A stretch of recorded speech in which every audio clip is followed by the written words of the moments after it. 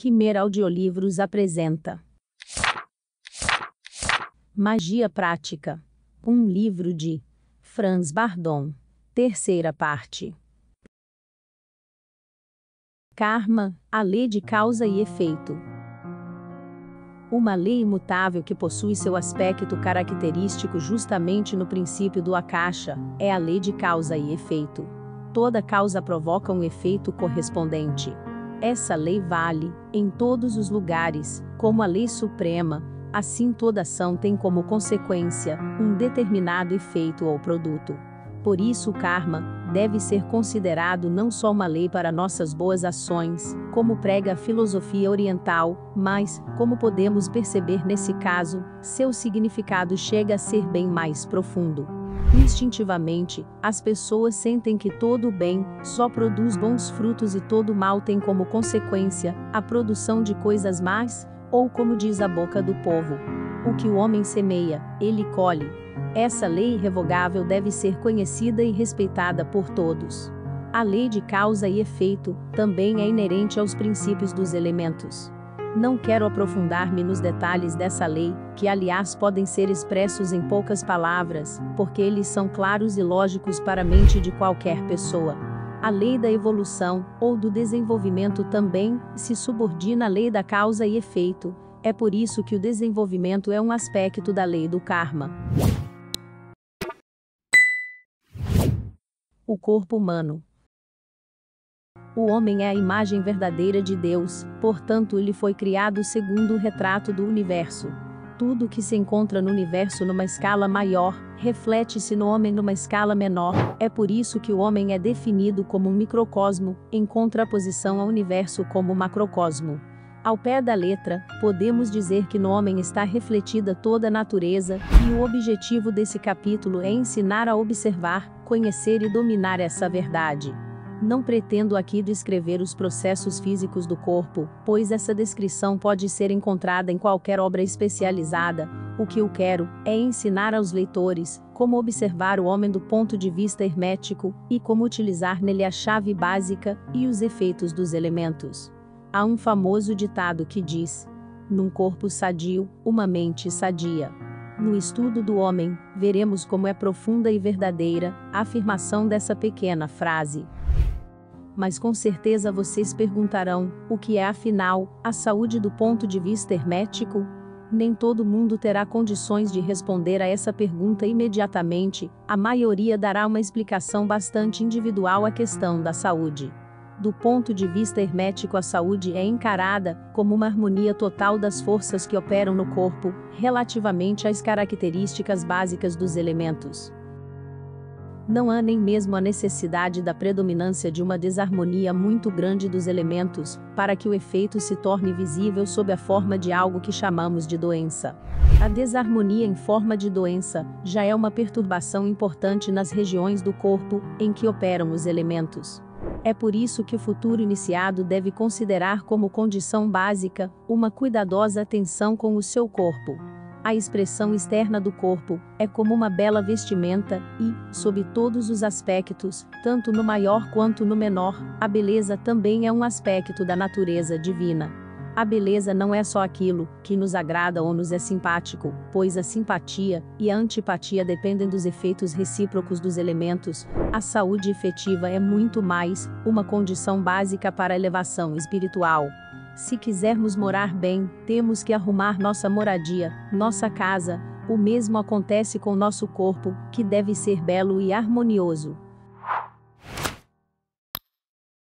De acordo com a lei universal, os elementos têm determinadas funções no corpo, principalmente a construção, a manutenção e a decomposição. A parte positiva do corpo, e a construtiva, corresponde ao lado positivo ou ativo dos elementos. A parte mantenedora ou compensadora é assegurada pela função agregadora dos elementos, isto é, a neutra, e a parte decompositora ou deteriorante é comandada pelas características negativas dos elementos. Assim, por exemplo, cabe ao princípio do fogo na sua forma ativa, com seu fluido elétrico, a atividade expansiva, construtora e ativa, e na sua forma negativa ao contrário. O princípio da água na sua forma ativa influencia a atividade construtora dos diversos líquidos no corpo, e na sua forma negativa, a atividade decompositora. O princípio do ar tem a função de regular o fluido elétrico do fogo e o fluido magnético da água no corpo, e mantê-los em equilíbrio. Por isso, ele é definido como elemento neutro ou mediador. Como foi dito na chave básica sobre as forças do princípio da Terra, este último tem a função de manter agregadas as funções dos outros três elementos. Na forma ativa do elemento do princípio da Terra, o efeito é vitalizante, fortalecedor, construtor, mantenedor, etc. E na sua forma negativa é o contrário. Ao princípio da Terra corresponde tanto o progresso ou crescimento, quanto o envelhecimento do corpo. Poderíamos ainda apresentar muitas analogias sobre os efeitos dos elementos no corpo, mas a explicação acima deveria, em princípio, ser suficiente. Os iniciados de todos os tempos nunca descreveram em pormenores os efeitos dos elementos, provavelmente para evitar o seu uso indevido, mas eles os conheciam muito bem. Dividiam o homem em três conceitos básicos, atribuindo a cabeça ao princípio do fogo, o ventre ao da água, e o tórax ao do ar, este último como princípio mediador entre o fogo e a água. À primeira vista é evidente que os iniciados definiram corretamente essa divisão do homem, pois tudo o que é ativo, portanto, o que é ígneo, ocorre na cabeça, enquanto no ventre ocorre o contrário, o trabalho dos líquidos, o aquoso, o eliminador, etc. O tórax está subordinado ao ar, e possui, da mesma forma, um papel mediador, pois a respiração que ali ocorre é mecânica. Finalmente, o princípio da Terra, com sua coesão, ou sua força agregadora, compõe todo o corpo humano, com todos os seus ossos, e sua carne. Mas alguém sempre perguntará: onde e de que modo se apresenta a caixa, ou princípio etérico, no corpo material denso? Após uma reflexão mais profunda, todos poderão responder a essa pergunta por si mesmos, isto é, de que o princípio etérico na sua forma material densa está contido no sangue, e no sêmen, e no efeito recíproco destes últimos na matéria vital ou vitalidade. Como vimos anteriormente, o elemento fogo produz no corpo o fluido elétrico, e o elemento água produz o magnético. Cada um desses fluidos possui dois polos de irradiação, o ativo e o passivo, e os efeitos recíprocos diretos alternados dos quatro polos igualam-se a um magneto quadripolar, idêntico ao mistério do tetragramaton, o Jod Ré Val Ré dos cabalistas. Por isso é que o fluido eletromagnético no corpo humano, em sua irradiação para o exterior, é o magnetismo vital, chamado de Ode, ou de qualquer outro nome que se queira dar. Na pessoa destra, o lado direito do corpo é elétrico ativa, e o lado esquerdo magnético passiva. Na pessoa canhota ocorre o contrário. A intensidade de irradiação desse fluido eletromagnético depende da capacidade e da intensidade do efeito dos elementos no corpo. Quanto mais saudável e harmoniosamente se operar o efeito dos elementos no corpo, tanto mais forte e pura será a irradiação. Com a ajuda de determinados exercícios, assim como através de uma postura correta e uma observação precisa dessas leis, a capacidade e intensidade de ação desse fluido eletromagnético, ou OD, poderá aumentar ou diminuir conforme a necessidade. O modo como isso ocorre será descrito com mais detalhes na parte prática desta obra. Tanto o fluido elétrico quanto o magnético não têm nenhuma relação direta com a eletricidade ou o magnetismo que conhecemos, mas lhes são análogos. Essa lei da analogia é um fator muito importante na ciência hermética, e seu conhecimento possibilita ao iniciado realizar, com essa chave, grandes milagres. Na nutrição, esses elementos estão misturados. Sua assimilação desencadeia um processo químico através do qual os elementos se mantêm no nosso corpo. Do ponto de vista médico, a assimilação de qualquer nutriente, em conjunto com a respiração, desencadeia um processo de combustão, no qual o hermetista vê muito mais do que um simples processo químico. Ele vê a fusão dos nutrientes, assim como o fogo que é constantemente mantido aceso através da matéria em combustão. É por isso que toda a vida depende da entrada contínua de material combustível, isto é, do alimento e da respiração. Para que cada elemento receba seu material de manutenção necessário, recomenda-se uma alimentação variada, misturada, que contenha todas as matérias básicas dos elementos. Se, por exemplo, fôssemos obrigados a passar a vida toda dependendo de um único nutriente, então sem dúvida nosso corpo adoeceria, isto é, tornar-se-ia desarmônico. Através da decomposição do ar e dos nutrientes, os elementos recebem a matéria que os preserva, mantendo assim o vigor da sua atividade. Esse é o modo de vida natural do homem. Se houver a falta da assim chamada matéria desencadeadora em qualquer dos elementos, o efeito nas funções correspondentes é imediato. Por exemplo, quando o efeito do elemento fogo no corpo se intensifica, então sentimos sede. No caso do elemento ar sentimos fome, no do elemento água sentimos frio, e no do elemento terra instala-se o cansaço. Da mesma forma, qualquer saturação dos elementos no corpo provoca reações intensificadas. Com o excesso do elemento fogo, instala-se uma necessidade de movimento e atividade. Com o do elemento água, intensifica-se o processo de deterioração.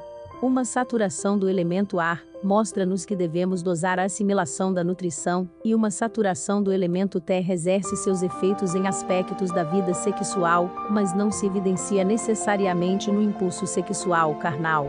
Geralmente em pessoas mais velhas, esse efeito pode também exteriorizar-se através do estímulo de uma maior atividade no trabalho e um maior desempenho criativo. Em suas polaridades passiva e ativa, os fluidos elétrico e magnético têm a função de produzir os compostos ácidos do ponto de vista químico, ou eventualmente alquímico, em todos os corpos orgânicos e inorgânicos. No sentido ativo elas são construtoras, e no negativo desagregadoras, decompositoras e destruidoras. Assim explica-se a função biológica do corpo. O resultado é o ciclo da vida. Ela surge, cresce, amadurece e morre. Esse é o destino da evolução de toda a criação.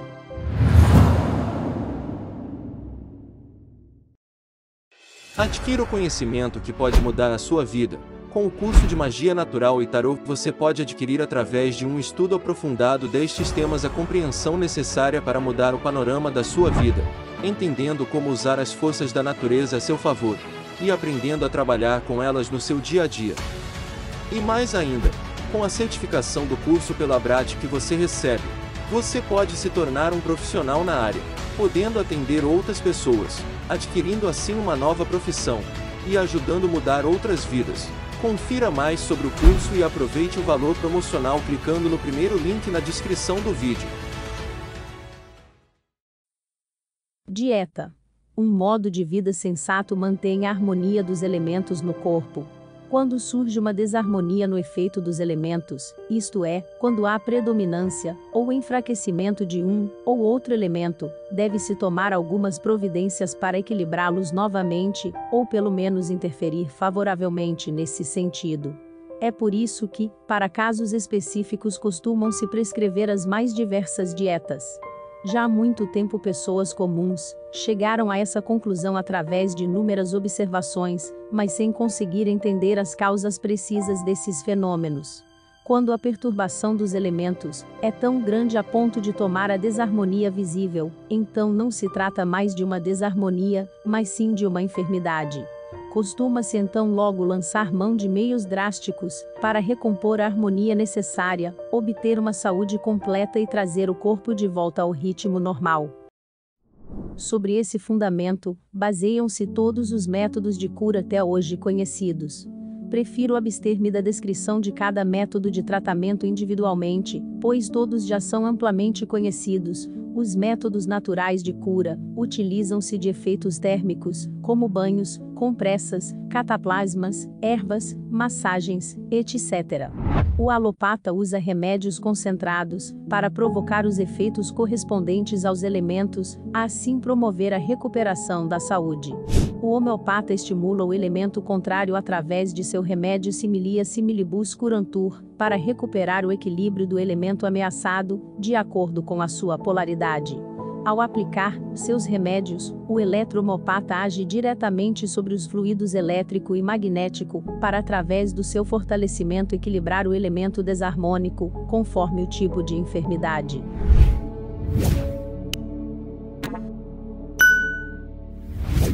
Polaridade. Cada método de cura tem como objetivo restaurar o equilíbrio prejudicado dos elementos. Através do conhecimento dos efeitos dos elementos em nosso corpo, o magnetopata ou magnetizador tem uma grande possibilidade de conseguir controlar suas forças, com sucesso, principalmente quando ele tem condições de despertar em si mesmo, conscientemente, o fluido elétrico ou magnético, fortalecê-lo e transmiti-lo à parte do corpo que está em desarmonia. Dediquei um capítulo inteiro deste livro à parte prática desse tipo de tratamento. As funções completas do corpo também deveriam ser aqui descritas. Mas, analogamente aos efeitos dos elementos no corpo, cada parte dele também é influenciada por um elemento específico que age na sua polaridade. O que é interessante é o fato de alguns órgãos conterem, no ritmo de seu funcionamento, portanto no seu mecanismo, uma alternância do fluido elétrico de dentro para fora e do fluido magnético de fora para dentro, o que faz com que o ritmo e as funções em todo o organismo consigam chegar harmônica e analogamente ao equilíbrio. Em outros órgãos, porém, ocorre o contrário. O fluido elétrico age de fora para dentro e o magnético de dentro para fora. Esse conhecimento da irradiação polarizada é chamado, na ciência hermética, de anatomia oculta do corpo. O conhecimento dos processos dessa anatomia oculta é muito importante para todos os iniciados, caso eles queiram conhecer, influenciar e controlar o seu corpo. É por isso que pretendo descrever aqui também a anatomia oculta do corpo humano relativamente aos fluidos elétrico e magnético, portanto no âmbito dos efeitos positivo e negativo. O magnetopata poderá extrair uma grande utilidade dessas explicações, pois assim ele poderá tratar a parte do corpo em questão segundo a origem da enfermidade, com o fluido elétrico ou magnético. Esse conhecimento também será muito útil para as outras pessoas. A cabeça. A parte anterior é elétrica, a posterior magnética. O lado direito é magnético, o esquerdo elétrico. O interior é elétrico. Os olhos. A parte anterior é neutra, a parte posterior também é neutra. O lado direito é elétrico, o lado esquerdo também é elétrico. O interior é magnético. As orelhas. A parte anterior é neutra, a parte posterior também é neutra. O lado direito é magnético, o lado esquerdo é elétrico, o interior é neutro. Boca e língua. A parte anterior é neutra, a posterior também é neutra. O lado direito é neutro, o esquerdo também é neutro. O interior é magnético. O pescoço. A parte anterior é magnética, a parte posterior é magnética, o lado direito é magnético, o lado esquerdo é elétrico, o interior é elétrico. O tórax. A parte anterior é eletromagnética, a parte posterior é elétrica, o lado direito é neutro, o lado esquerdo é elétrico, e o interior é neutro. O ventre. A parte anterior é elétrica, a parte posterior é magnética, o lado direito é magnético, o lado esquerdo é elétrico, o interior é magnético. As mãos. A parte anterior é neutra, a parte posterior é neutra, o lado direito é magnético, o lado esquerdo é elétrico, o interior é neutro. Os dedos da mão direita. Os lados anterior a posterior são neutros, os lados direito e esquerdo são elétricos, o interior é neutro. Os dedos da mão esquerda. Os lados anterior a posterior são neutros, o lado direito é elétrico, o lado esquerdo também é elétrico, o interior é neutro. Os pés. As partes anterior a posterior são neutras, o lado direito é magnético, o lado esquerdo é elétrico, o interior é neutro. Os órgãos genitais masculinos. A parte anterior é elétrica, a parte posterior é neutra, os lados esquerdo a direito são neutros, e o interior é magnético. Os órgãos genitais femininos. A parte anterior é magnética, a parte posterior é neutra, os lados direito a esquerdo são neutros, o interior é elétrico. Última vértebra da coluna junto ao ânus. As partes anterior a posterior são neutras, os lados direito e esquerdo são neutros, o interior é magnético. Com base nessa anatomia oculta, o iniciado pode, com a chave do magneto quadripolar, compor outras analogias segundo a sua necessidade. E nessa anatomia o alquimista reconhece também que o corpo humano é um verdadeiro atanor, no qual ocorre, bem visível, o processo alquímico mais completo, a grande obra, ou a preparação da pedra dos sábios. E aqui termina o capítulo sobre o corpo humano. Não pretendo afirmar que considerei todos os assuntos ligados ao tema, de qualquer modo creio que mencionei os mais importantes, aqueles relativos aos elementos, aos magnetos quadripolares, e desvendei o mistério do tetragramaton aplicado ao corpo. O plano material denso, ou mundo material denso. Nesse capítulo não pretendo descrever o mundo material denso, os reinos mineral, vegetal e animal, e nem ocupar-me dos processos físicos da natureza, pois com certeza todos já ouviram falar desses assuntos na escola, como da existência de um polo sul e de um polo norte, da formação da chuva, das tempestades, etc. Para os futuros iniciados, esses processos têm pouco interesse. Na verdade, é bem mais útil para eles conhecer o mundo material por meio dos elementos e de sua polaridade. Não preciso mencionar que em nosso planeta existem fogo, água, ar e terra, o que é evidente para todas as pessoas que raciocinam logicamente. Mesmo assim, seria bom se o futuro iniciado conhecesse a origem e o efeito de cada um dos 4 elementos e aprendesse a usá-los corretamente de acordo com as analogias correspondentes a outros planos. Podemos entrar em contato simultaneamente com os planos mais elevados através do conhecimento dos elementos materiais densos, é algo que será explicado em um outro capítulo sobre a aplicação prática da magia. No momento, é importante saber que na nossa Terra o trabalho dos elementos, na sua forma mais sutil, ocorre da mesma maneira que no corpo humano. Se traçarmos uma analogia com o corpo humano, poderemos ver como são determinados os paralelos relativos aos elementos e como essa analogia realmente nos parece exata. No capítulo anterior falamos sobre o modo de vida e sobre as funções dos elementos em relação ao corpo. Quando o iniciado consegue utilizar os elementos na sua forma mais sutil, ele consegue realizar verdadeiros milagres no seu próprio corpo, e não só isso, ele pode também afirmar que sob esse aspecto nada é impossível. O elemento terra possui em seu magneto quadripolar com sua polaridade e o efeito dos outros 3 elementos.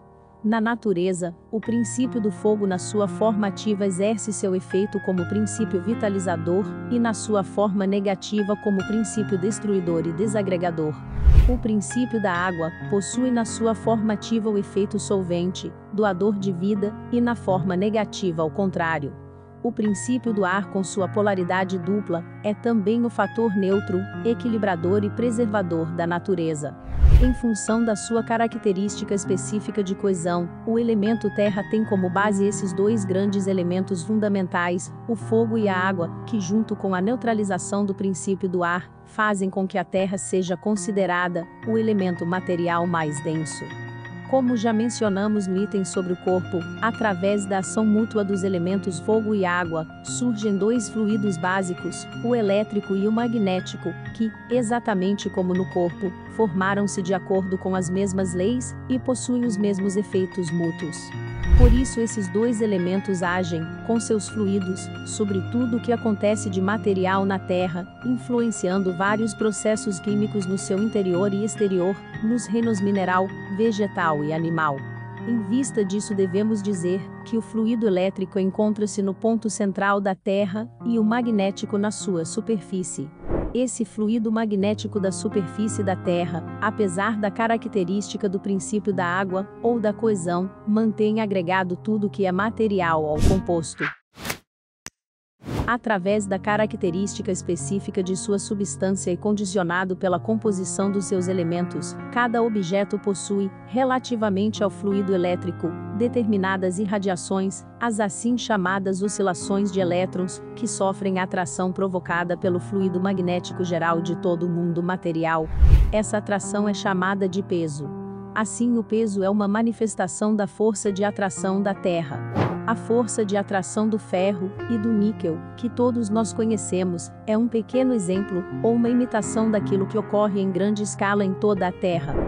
Aquilo que na Terra conhecemos como magnetismo e eletricidade, é na verdade uma manifestação do magneto quadripolar, pois como todos nós sabemos, da comutação induzida consegue-se obter a eletricidade partindo-se do magnetismo, e da eletricidade voltar novamente ao magnetismo através de meios mecânicos.